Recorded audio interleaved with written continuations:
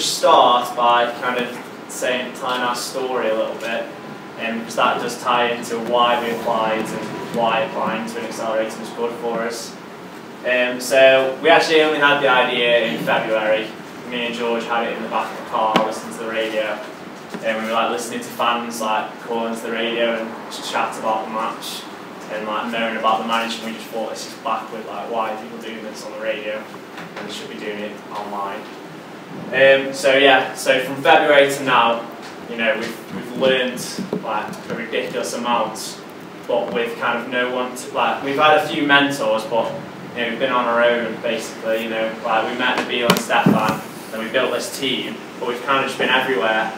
You know, like we were just we wasted so much time doing stuff because we just didn't know, we didn't have a clue what we were doing. And you know, we started meeting, we met with mentors and then we started hearing about accelerator programs. As we got into the game a bit more and started to understand this scene, we realised, right, an accelerator program is without a doubt the best thing for us. So that's why we applied to Ignite 100.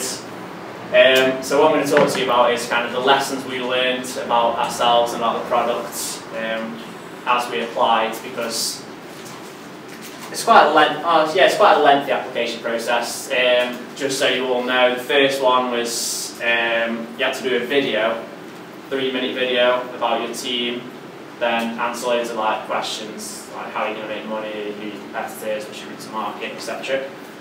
Then we had 2 Skype interviews and a face-to-face interview. Okay, so our first lesson learned was very cheesy. We learned to, in a way, like fall in love with our product again, because I don't know about a lot of you, when you work on your startup, it kind of becomes work, and like, it shouldn't be. You're working on it and you're coding away, or you're writing this business plan, you forget why you're doing it. It almost becomes laborious. And when we were doing this application form, and we started to write about why we were better than our competitors and what our potential was, and how we could scale, we just thought, well, wow, this is an awesome idea, and we started smiling again. It's like, yes, like we kind of always went back to that eureka moment when you had it, and then as you're writing about it, we kind of grew in confidence. So questions that someone might have asked us about, competitors, for example, that before we would stutter upon. Now, if someone asked it, like at that point, when someone asked us, we were very concise and we could answer it straight away. So we gained a lot more confidence about the product.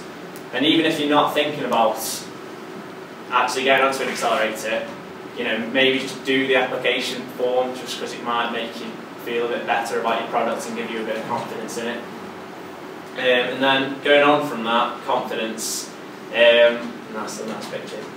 We started to realise our strengths, and we realised, and you realise your weaknesses as well. But you learn. What you realise is that you may have a weakness, but you learn how you can combat that. And one of the strengths we realised we had as our team, we believe we've got an awesome group, and we realised that was our strength, and that's the kind of thing we were going to play to. But in a strange way, we realised that we were strong as a team, but we were strong as individuals together. So we wanted to, in the application form, we were putting across our personality rather than just saying, oh, I'm very professional. Oh yeah, I'm always going to be punctual. I think the why of how we got interested was one of our advisors.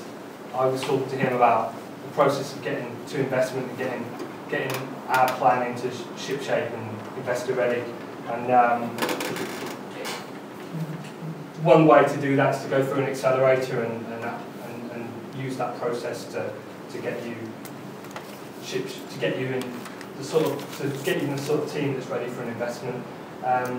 Me and Ed are the founders of the company. We're both developers by trade, and as a part of the process of building the company, I've had to learn the other stuff and learn marketing and learn how to talk to customers and all this stuff. And you can be a jack of all trades, but there's always more to learn, and go through the accelerator. That's what we wanted to get out of it.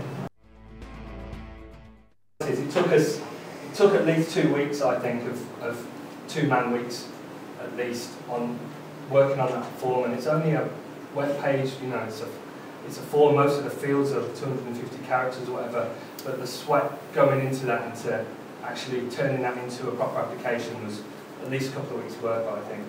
And of course we're running the business at the same time, so it's spread out over probably a month.